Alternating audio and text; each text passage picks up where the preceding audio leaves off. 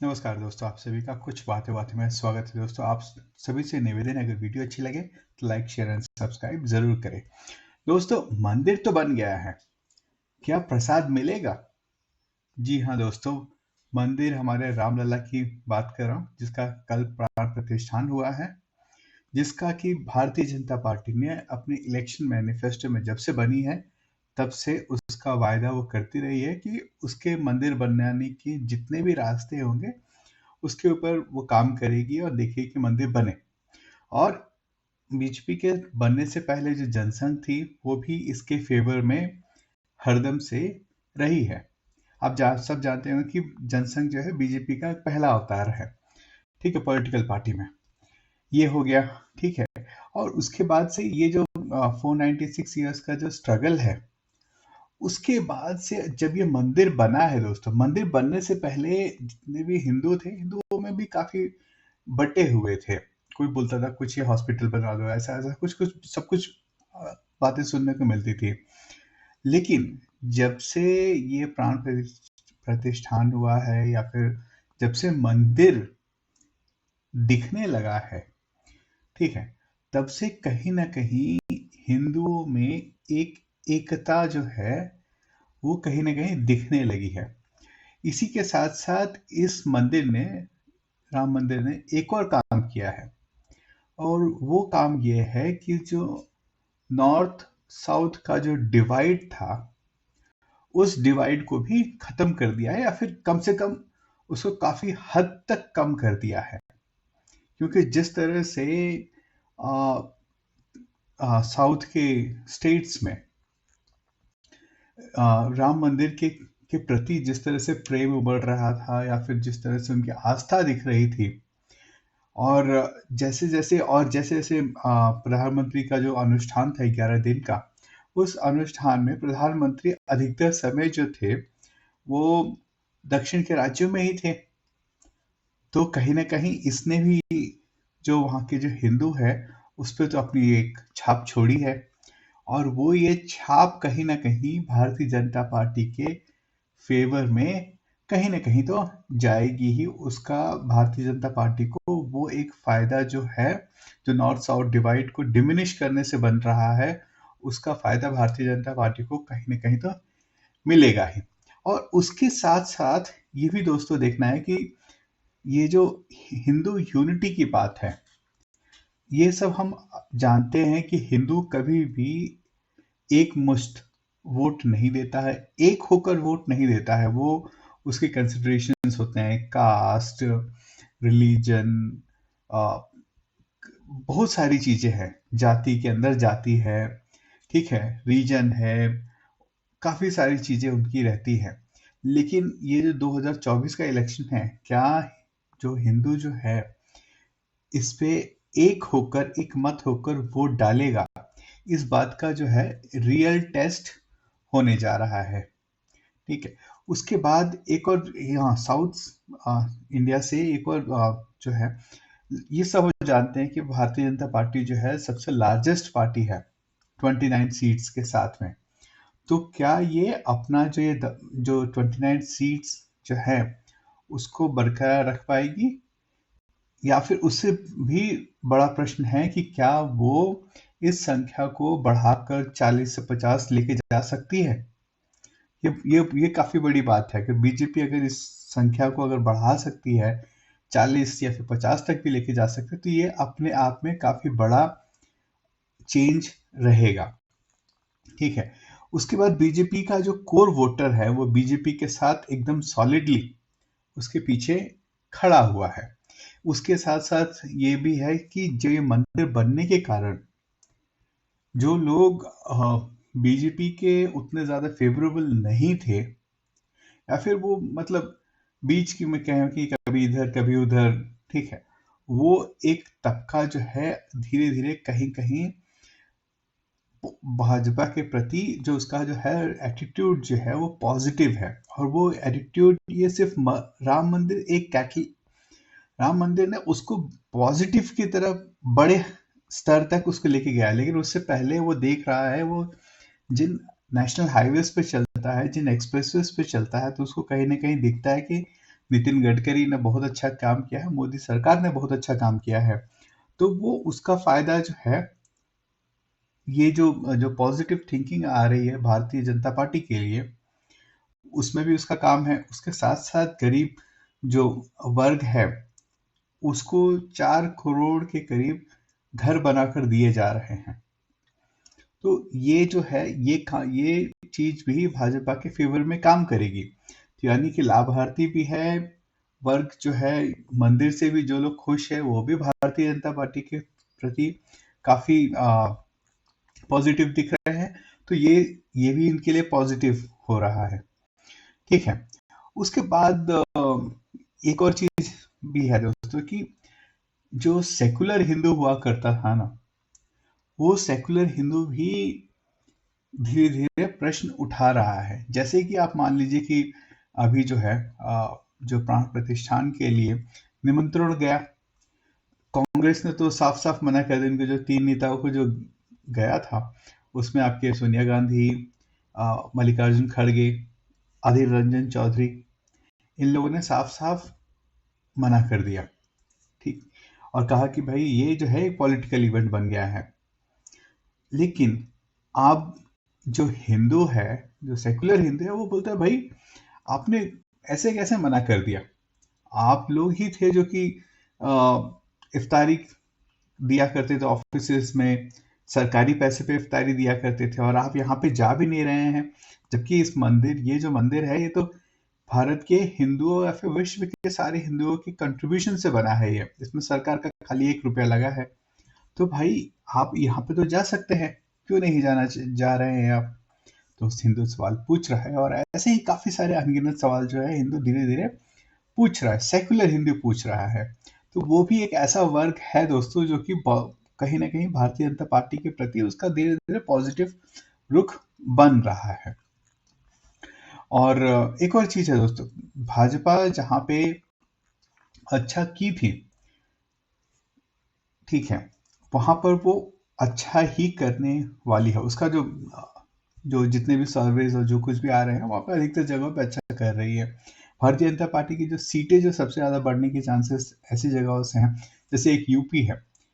UP में chances, काफ़ी ज़्यादा चांसेस होंगे कि अगर भारतीय जनता पार्टी अगर अच्छे से काम करेगी, अगर वोटर्स को अच्छे से बूथ पर लेके आ पाएगी, तो ये अचंभित क्या बोलते हैं आप, ये अचंभित ना होइएगा कि अगर बीजेपी 80 की 80 सीटें वहां से ले पाती है। अगर 80 की 80 सीटें ले पाती है, तो सीधे भारतीय जनता पार्टी का जो 2019 का जो टैली था, ठीक है, उसमें 10 से 12 सीटें आराम से सिर्फ यूपी से ही जुड़ जाएंगी। और इसका जो इस अगर आपके साउथ से भी हैं स्टेट्स जो हैं, वहाँ के स्टेट से भी अगर भाजपा के जो 29 सीटें हैं, और वहाँ से भी जैसे कि अन्नामलाई जी जो हैं, वो काफ़ी अच्छा काम कर रहे हैं तमिलनाडु में। क्या भाजपा वहाँ से 3-4 सीटें निकाल सकती है? अगर निकाल जाएगी तो और भी बढ़ जाएंगी। तो ये जो ऐसी सीटें हैं जहाँ से कि भारतीय जनता पार्टी को, राज्य है जहाँ से कि सीटें बढ़ सकती हैं। उसी तरह से वेस्ट बंगाल में भी जिस तरह से इंडी अलायंस के मेंबर्स आपस में झगड़ा कर रहे हैं। आज ही जो कल सब धर्म सभा वाली रैली हुआ था, उसमें ममता बनर्जी इंडी अलायंस पे बड़े ही अच्छे से भड़की। ठीक है, आज अधीर रंजन चौधरी ने कहा कि भाई उन्होंने कहा कि भाई ममता बनर्जी जो 2 सीटें देने के लिए हमें रेडी है, वो 2 सीटें तो हम भारतीय जनता पार्टी और ममता बनर्जी को हरा के जीते हैं। तो 2 सीटें जो है, ये कोई ऐसा तो कोई डील नहीं है जिससे कि हम आपके साथ करेंगे। और वो कह रहे हैं कि भाई हम तो सारी की सारी सीटों पर भी लड़ सकते हैं। तो ये देख लीजिए, आपके अरविंद केजरीवाल जो है, और क्या बोलते हैं, वो दिल्ली और पंजाब में आपको सीटें देने के लिए रेडी नहीं है। ठीक है, तो इस तरह से मेरे ख्याल से ऐसी कोई जगह बचती नहीं है दोस्तों, जहां से कि कांग्रेस या फिर इंडिया अलायंस जो है, वहां पे सीटों में बहुत ज़्यादा फेरबदल कर सके या फिर करवा सके। ठीक है, उसके अलावा जैसे कि जो कांग्रेस और राहुल गांधी है, उन्होंने भारत जोड़ो यात्रा की थी, और उसके बाद उन्होंने अभी कि जो है क्या बोलते हैं, भारत जोड़ो न्याय यात्रा कर रहे हैं, जो मणिपुर से स्टार्ट किया था उन्होंने। उसके बाद से जब जब भारत जोड़ो यात्रा उन्होंने की थी, तो वहाँ पर उसके बाद जो है कर्नाटक में इलेक्शंस हुए, और कर्नाटक के इलेक्शंस उन्होंने भारी मतों से जीता।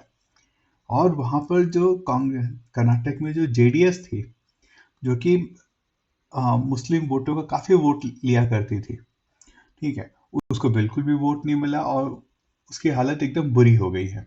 और वो बाद में अभी उन्होंने कहा कि भाई हम जा रहे हैं बीजेपी के साथ अलायंस में, क्योंकि उसे लग गया कि भाई जो हमारा जो मुस्लिम वोट था, वो वोट कहीं छिटक के और कांग्रेस के पास चला गया है। और ये भारत जोड़ो न्याय यात्रा जो चल रही है, जो सेकंड फेज जो है इसका, वो कहीं ना कहीं ये जो मुस्लिम वोट्स हैं, उसको ही टारगेट करने के लिए किया जा रहा है। और उनका ये कह लग रहा है कि अगर वो मुस्लिमों का वोट कांग्रेस के पास अगर वापस आ जाता है, तो कांग्रेस एक क्या बोलते हैं उसको, एक अच्छी स्थिति में 2024 के इलेक्शंस में रहेगी कंपैरेटिवली, ठीक है। उसका खाली बस यही है। लेकिन ये जो मुस्लिम वोट्स अगर कांग्रेस को जाते हैं, तो इसमें जो नुकसान होने वाले जो है वो भी इंडी अलायंस के ही पार्टियां हैं। आप मान लीजिए वेस्ट बंगाल में, वहां पे आपकी ममता बनर्जी या टीएम से अफेक्ट होने वाले हैं। दिल्ली में आपका क्या बोलते हैं, अरविंद केजरीवाल की पार्टी, वो इफेक्ट होगी।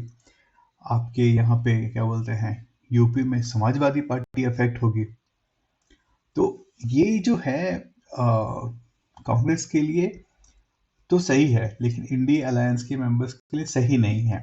तो इसीलिए कहीं ना कहीं अगर आप देखेंगे, तो इंडी अलायंस में किसी भी मत पर या फिर किसी भी पॉइंट्स पे कोई भी एग्रीमेंट नहीं हो पा रहा है। सीट शेयरिंग का कुछ भी कोई भी फॉर्मूला निकल कर आ नहीं रहा है। वो आपस में ही बयानबाजी चल रही है।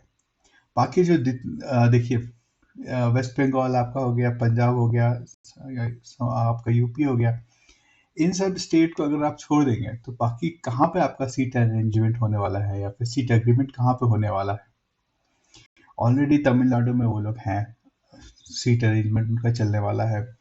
केरला में भी मोरलेस उनका जो है सीट अरेंजमेंट चलने वाला है, ठीक है ना। तो ऐसी कोई जगह बचती नहीं है जहां से कि वो कांग्रेस अपनी सीटें बढ़ा पाए या फिर अपनी ताकत बढ़ा पाए।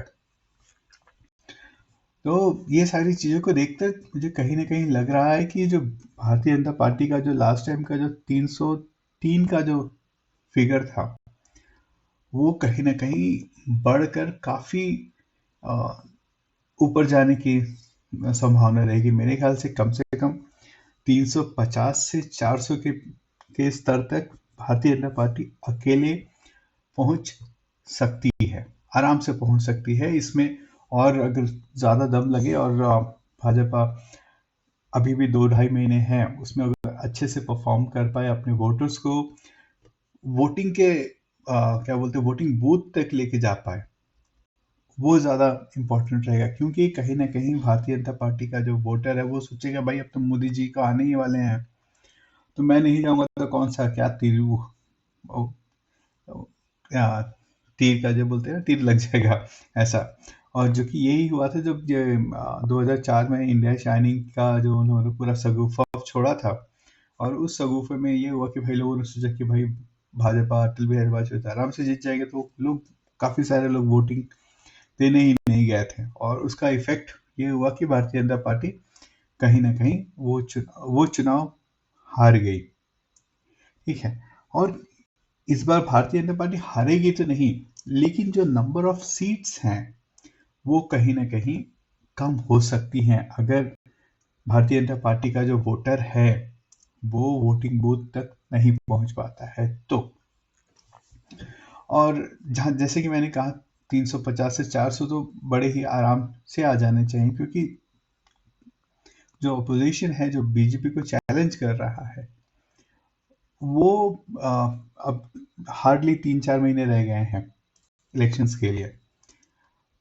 लेकिन उसके बाद भी कहीं ना कहीं ऐसा नहीं लग रहा है कि वो लोग इलेक्शंस का तैयारी कर रहे हैं या फिर तैयारी करना चाहते भी हैं। अगर अलायंस बनाए हैं तो अलायंस बनाने के बाद भी वहाँ पे वो लोग तैयारी नहीं कर रहे हैं। तो ये सारी चीज़ें देख कर लगता है कि भारतीय जनता पार्टी वापस तो आएगी, लेकिन कितने बड़े सीट्स के साथ आएगी ये क्वेश्चनेबल रहेगा।